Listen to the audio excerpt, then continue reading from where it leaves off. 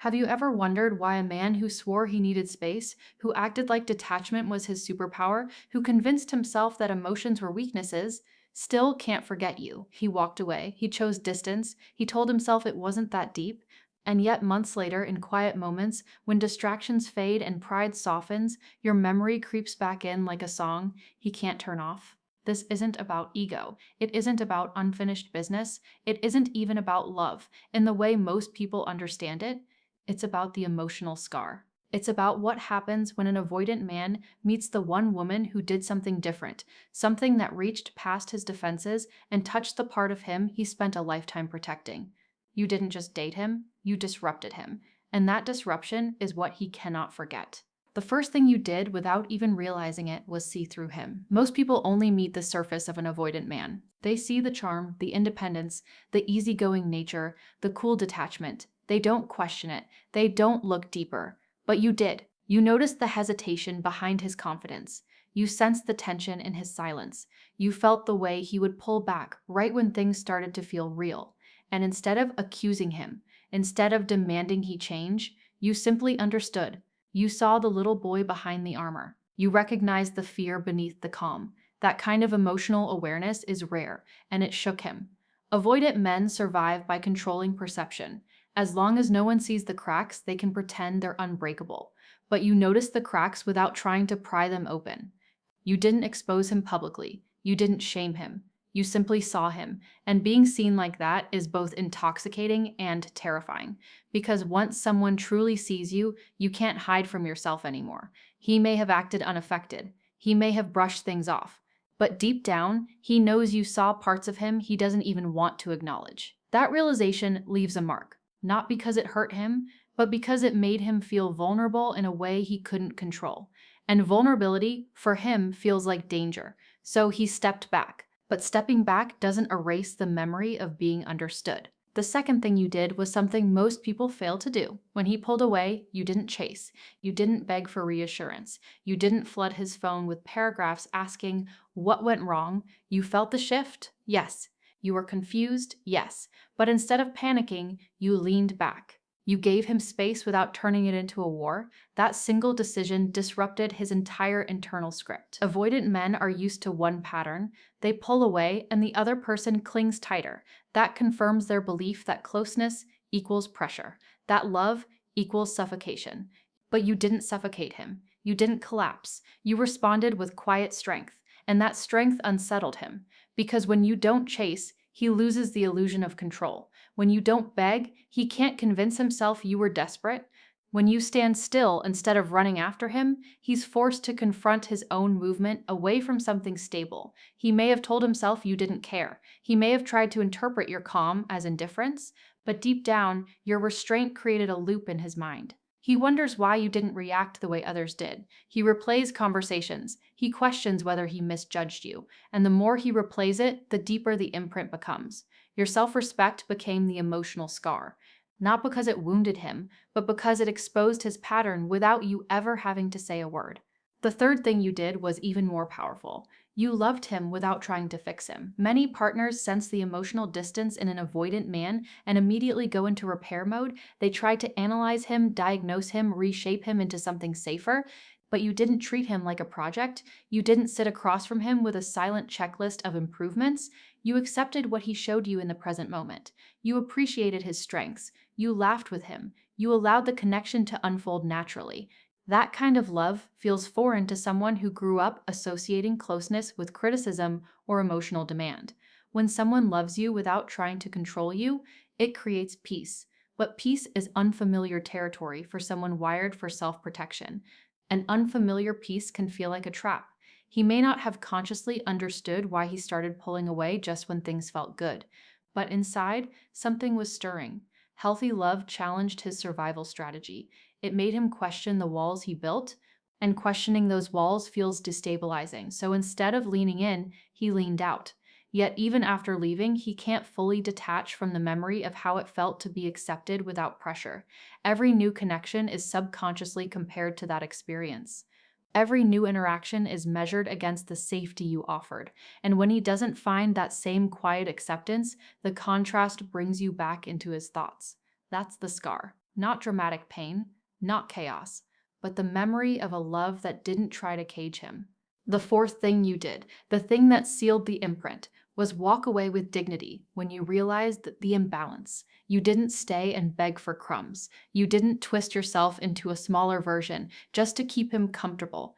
You recognized when your emotional needs weren't being met. And instead of fighting him to become someone he wasn't ready to be, you chose yourself. That decision created a fracture in his internal narrative. Avoidant men often convince themselves that if someone leaves, it's because that person was too emotional, too demanding, too unstable. But you didn't leave in chaos. You left calmly. You left clearly. You left without trying to punish him. And that forces him to confront a harder truth. Maybe the loss wasn't about your instability. Maybe it was about his inability to stay. That realization is heavy because it removes the protective story he tells himself. Now, when he thinks of you, he doesn't just remember moments of connection. He remembers the version of himself that couldn't step up. He remembers the opportunity for something secure that slipped through his hands. And that's where the emotional scar truly forms. It's not about missing your presence alone. It's about confronting the part of himself that wasn't ready for what you offered. You represented growth. You represented emotional depth. You represented a kind of intimacy that required courage. And when he chose retreat over courage, he may have gained temporary relief, but he lost something that felt rare. That loss lingers. It surfaces in quiet nights. It whispers during lonely mornings. It appears when another woman tries to connect, and he feels the difference. He may never admit it openly. He may never send the message he drafts in his mind, but the truth remains. Avoidant men don't forget the woman who made them feel seen, who didn't chase their withdrawal, who loved without trying to fix them, and who walked away with dignity. They don't forget her because she didn't attack their defenses. She simply exposed them by being emotionally steady. And emotional steadiness is the one thing they secretly crave but fear the most. That contradiction becomes the scar. Not a wound that bleeds loudly, but one that quietly aches whenever he remembers what he once had and what he wasn't ready to hold. And the ache doesn't fade the way he expected it to, because the fifth thing you did was challenge him emotionally without attacking him. You didn't stay on the surface. You didn't keep conversations light, just to avoid discomfort. You asked real questions. You invited depth. You wanted to understand what shaped him, what hurt him, what made him shut down. Not in an interrogating way, not in a way that felt like pressure, but in a way that said, I want to know you beyond the mask. For someone who survives by staying emotionally self-contained, that invitation is destabilizing. Depth requires honesty. Honesty requires vulnerability. And vulnerability feels like standing unarmed in a battlefield he's spent years avoiding. When you asked him what he was feeling and actually waited for the answer, it forced him to look inward instead of outward. When you gently pointed out patterns without shaming him, it disrupted the autopilot he lives on. You weren't trying to corner him, you were trying to connect. But connection, real connection, means he can't hide behind sarcasm or independence. And now that you're gone, he misses those conversations more than he admits. He misses being challenged in a way that wasn't hostile. He misses the way you stretched him without humiliating him. Because growth is uncomfortable in the moment, but unforgettable in hindsight. And you became the symbol of the growth he wasn't ready to embrace. The sixth thing you did was refuse to accept breadcrumbs. You didn't settle for half texts at midnight. You didn't romanticize inconsistency. When he gave you pieces instead of presents, you noticed. When he withdrew affection and then returned like nothing happened, you felt the imbalance. And instead of convincing yourself that this was just how love works, you held your standards quietly. You didn't scream about it. You didn't threaten him. You simply didn't overextend to compensate for what he lacked. That refusal creates a powerful shift in an avoidant man's mind. He is used to people tolerating the bare minimum because his charm and emotional mystery are intoxicating at first. But you didn't get drunk on potential. You paid attention to reality, and when reality didn't align with what you needed, you slowly detached. That slow detachment is what he didn't expect. He thought he controlled the distance. He thought he decided when closeness happened and when it paused. But when you emotionally leaned back without chaos, he felt the shift. And that shift created anxiety he doesn't know how to process. Because for the first time, he wasn't the only one with the power to withdraw. You showed him that love is mutual or it is nothing. And now, when he looks back, he doesn't just remember your warmth. He remembers the moment he realized he couldn't keep you with half effort. That realization stings, not because you hurt him, but because you required more than he was prepared to give. The seventh thing you did was something even deeper. You didn't shame his avoidance. You didn't label him cold. You didn't mock his need for space. You recognized it as a defense instead of a personality flaw. And that level of emotional intelligence disarms someone who expects attack. He may have braced himself for criticism, he may have anticipated accusations, but instead, you responded with calm awareness. When he shut down, you didn't explode. When he needed distance, you didn't chase him with blame. You might have expressed hurt, but you didn't weaponize it. That kind of maturity lingers in a man's memory because most people respond to avoidance with more intensity, and intensity confirms his belief that closeness equals chaos. But you didn't bring chaos, you brought steadiness, and steadiness is unfamiliar. It feels almost suspicious to someone used to emotional volatility. He may have even tested it, pulling away a little further just to see if you would finally snap. But you didn't play the role he subconsciously expected, and now that you're gone, he realizes how rare that was. He realizes that not everyone will handle his distance with patience.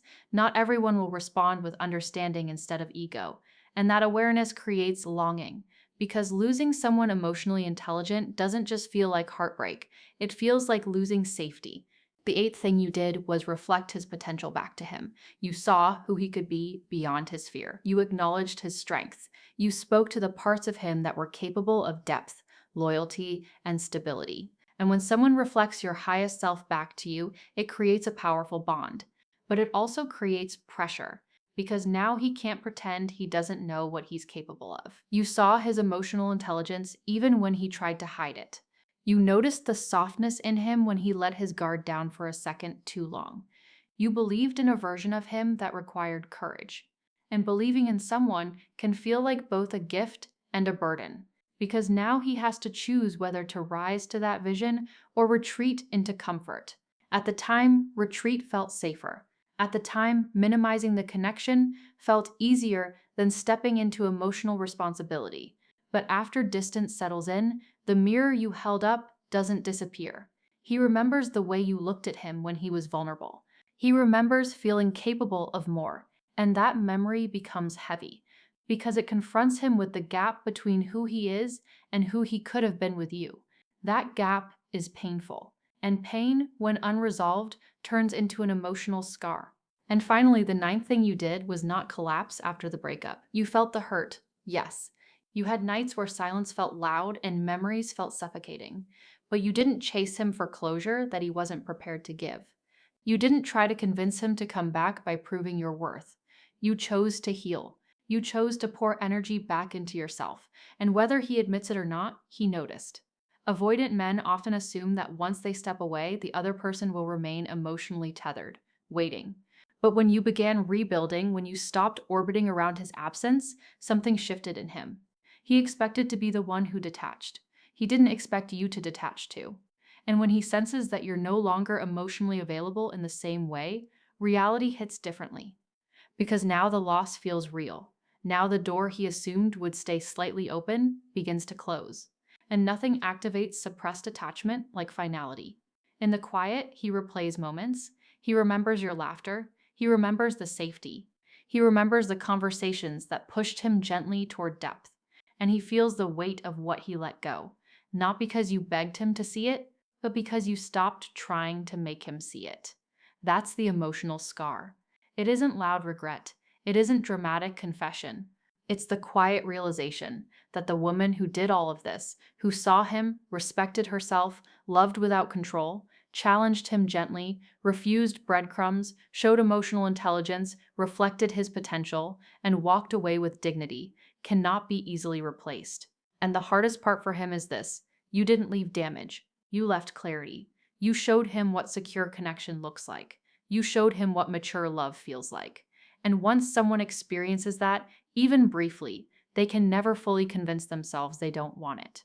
So he carries the memory, he carries the contrast, he carries the awareness of what was possible, and whether pride keeps him silent or fear keeps him distant, the imprint remains. Avoidant men may run from intensity, they may escape from vulnerability, but they do not forget the woman who awakened emotions. They spent a lifetime suppressing, because she didn't just touch his heart, she confronted his defenses. And that confrontation, gentle but undeniable, becomes the scar he feels long after you're gone.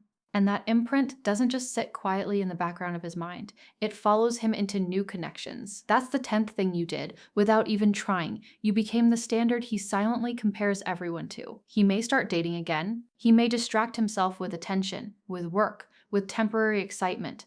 On the surface, it can look like he has moved on effortlessly, but what no one sees are the invisible comparisons happening in real time. When another woman reacts dramatically to his need for space, he remembers how you responded with calm. When someone demands reassurance every hour, he remembers how you trusted him until trust was broken. When conversations stay shallow and safe, he remembers how you invited him into depth without judgment. And that contrast lingers. It creates a quiet dissatisfaction he doesn't fully understand. He might even find himself irritated without knowing why. It's not because the new person is doing something wrong. It's because he experienced something rare with you. Stability without control, warmth without pressure, strength without aggression. And once someone tastes that kind of connection, even briefly, ordinary dynamics feel incomplete. This is the part no one talks about. Avoidant men don't always miss the person loudly. They miss the feeling, they miss the emotional atmosphere, they miss who they were allowed to be in your presence. And because that feeling was tied to you, your absence becomes more noticeable over time, not less. The 11th thing you did was awaken his fear of real loss. Avoidant attachment operates on delayed emotion. While you were present, while the relationship was unfolding, his focus was on maintaining control, maintaining distance, maintaining internal safety. He suppressed attachment because attachment feels threatening. But once you stepped away completely, not halfway, not with one foot still in the door, something shifted. Finality activates what presence suppresses. When he realized you were no longer emotionally available in the same way that he couldn't simply return whenever it was comfortable for him, the emotional reality began to surface. Loss is different when it's real. It's different when your messages stop, when your energy is no longer directed toward him, when he senses that you are rebuilding without him. That's when attachment, the very thing he avoided feeling, starts rising to the surface, and it confuses him, because now he feels the weight of something he convinced himself he didn't need. He might tell himself it's just nostalgia. He might minimize it as ego. But deep down, it's grief. Grief for a connection that required courage he didn't yet have. Grief for the version of himself that almost stepped forward but retreated instead. And grief, when it's tied to self-awareness, becomes a scar that doesn't easily fade. The 12th thing you did was show him secure love without announcing it. You didn't lecture him about attachment styles. You didn't position yourself as superior. You simply embodied emotional security. You communicated your needs clearly. You respected his space without abandoning yourself. You expressed affection without clinging. You held boundaries without hostility. That balance is powerful. Because secure energy doesn't beg and it doesn't chase. It stands firm. For someone wired for avoidance, secure love feels calm, and calm can feel unfamiliar. He may have mistaken that calm for lack of intensity at first. Avoidants are often accustomed to dynamics filled with anxiety and drama. Chaos feels like chemistry because it mirrors internal tension. But what you offered was different. It was steady. It was grounded. It didn't spike his adrenaline. It invited him into peace. And peace requires vulnerability. Peace requires lowering defenses. He may not have had the emotional tools to stay in that environment, but that doesn't mean he didn't feel its value. Now, when he reflects on the relationship, he realizes something important. You weren't asking for too much. You were asking for mutual effort. You weren't overwhelming him. You were offering stability. And stability is rare. The recognition of that rarity is what lingers long after pride fades. Because deep down, he knows that finding someone emotionally secure who also cared deeply isn't easy, and losing that isn't light. The 13th thing you did was disrupt his identity. Avoidant men often see themselves as independent, self-sufficient, emotionally controlled. They take pride in not needing anyone, but with you, something cracked in that identity. He needed your presence more than he expected. He looked forward to your messages. He felt grounded in your company. He may never have said it out loud, but your absence felt heavier than he predicted. And that realization challenges his self-concept. Because if he admits that he felt deeply attached, then he has to confront the fact that he is not as detached as he pretends. That confrontation is uncomfortable. It shakes the narrative he built to survive earlier emotional wounds. Instead of being the one who always leaves unaffected, he becomes the one who lost something meaningful. And that role reversal is humbling. It forces growth or denial. Some avoidant men double down on detachment to protect their ego. Others slowly begin to question their patterns. But regardless of which path he chooses, the disruption remains. You altered the way he sees himself. You showed him he is capable of emotional depth. And once someone realizes they are capable of more than they allowed themselves to feel, they cannot fully return to ignorance. That awareness becomes permanent.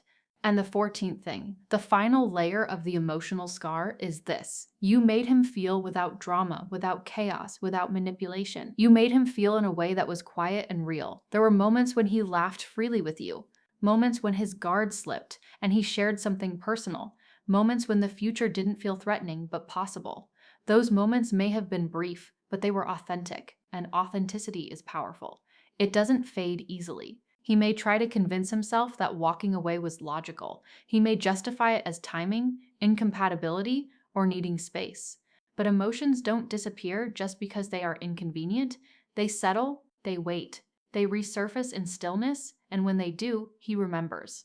He remembers the safety. He remembers the challenge. He remembers the dignity with which you carried yourself. He remembers that you did not try to own him. You simply offered connection. And now he understands something he couldn't grasp before. The woman who did this, who loved with strength, who walked away with grace, who refused to shrink, who awakened depth without demanding it, doesn't leave chaos behind. She leaves clarity. She leaves awareness. She leaves a mirror that reflects both what he experienced and what he avoided. And that mirror becomes the emotional scar, not because it destroyed him, but because it revealed him. And being revealed truly and gently is something an avoidant man never forgets. So if you are listening to this and wondering why he still circles back in small ways, why his energy feels unfinished, why you sense that you left a mark, understand this. It wasn't about perfection. It wasn't about playing a role. It was about authenticity meeting avoidance. It was about secure love brushing against fear. And when fear retreats from something real, it doesn't erase it, it remembers it. That is why he can't forget you. Not because you chased, not because you begged, but because you stood steady. And steady love, once experienced, becomes the standard the heart quietly longs to return to, even if pride never allows the words to be spoken. And even if he never says it out loud, there is a 15th truth sitting quietly beneath everything. You became the emotional reference point he didn't ask for but cannot erase.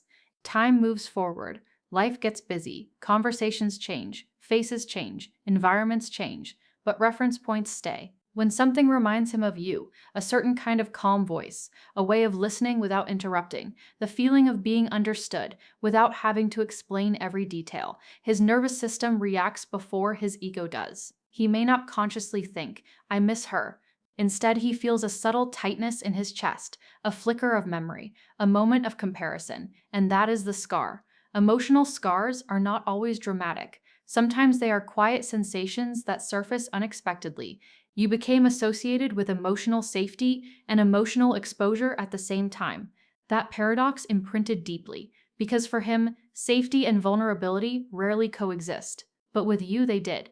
And once someone experiences safety and vulnerability together, even briefly, it rewires something. He may resist it, he may deny it, but he cannot unexperience it. The 16th thing that lingers is the way you handled silence. Silence is an avoidant man's comfort zone. It's where he regains control. It's where he avoids confrontation. It's where he hides emotions he doesn't want to process. But you didn't treat silence as abandonment. You didn't automatically assume the worst. At the same time, you didn't tolerate endless emotional distance. You responded thoughtfully. You gave space, but you also had limits. That balance confused him at first because he expected one extreme or the other, either someone who panics at silence or someone who disappears completely. But you stayed emotionally present without chasing, and that presence created accountability without aggression. When you eventually stepped back for good, the silence changed. It was no longer his tool. It was no longer his shield. It became real absence. And real absence feels different than controlled distance. In controlled distance, he believes he can return whenever he chooses. In real absence, he feels the door closing. That shift is powerful because now silence doesn't feel like safety, it feels like loss. And loss is something avoidant men don't process quickly.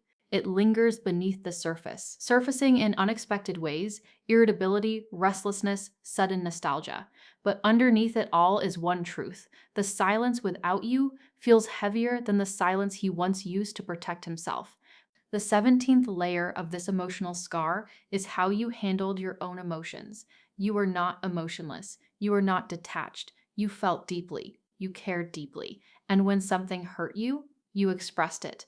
But you didn't weaponize your pain. You didn't use tears as leverage. You didn't turn vulnerability into manipulation. That kind of emotional responsibility is rare, and it challenges someone who is used to emotional chaos equaling connection. You showed him that strong emotions can exist without drama, that disappointment can be expressed without humiliation, that boundaries can be set without destruction. This forced him to confront something uncomfortable. His fear of emotion may not be about emotions themselves. It may be about how he learned to associate them with instability. But you weren't unstable. You were grounded. And grounded emotion is harder to dismiss. He couldn't label you as irrational to justify distancing himself.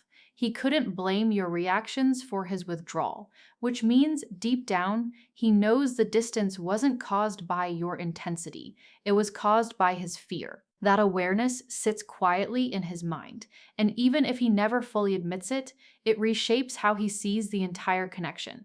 The 18th thing that makes you unforgettable is that you didn't compete for his attention. You didn't try to outshine other women. You didn't beg to be chosen. You simply existed in your own value. You had your own world, your own interests, your own growth. You wanted him, but you did not orbit around him. That independence did something unexpected. It attracted him deeply, but it also unsettled him, because independence means you can leave. Independence means you are not emotionally trapped.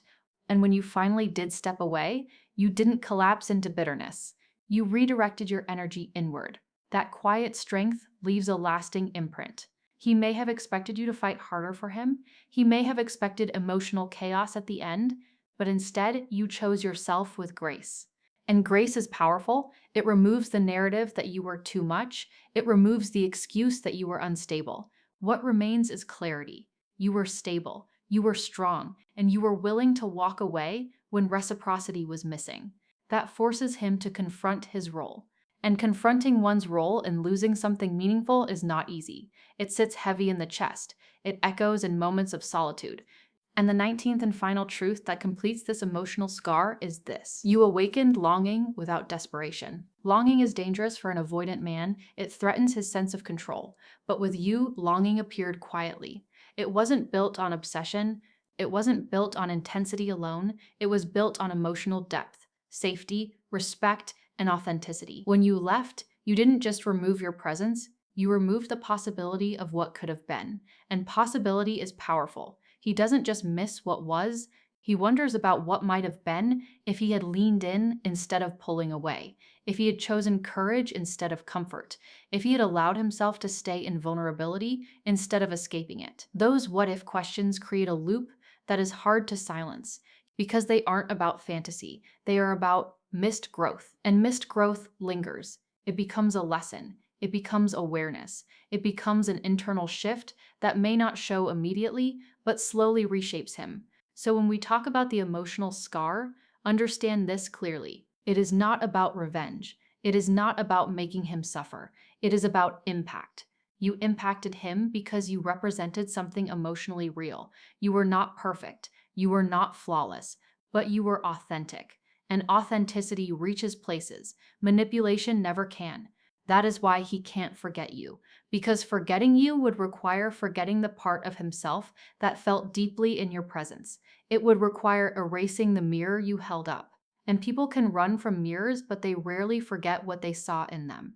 So if you are listening and wondering whether you mattered, you did. If you are questioning whether your steady love left a mark, it did.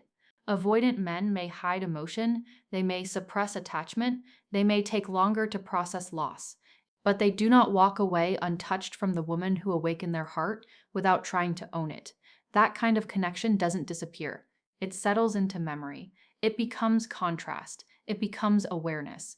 And sometimes, long after pride fades and fear softens, it becomes the very lesson that changes them.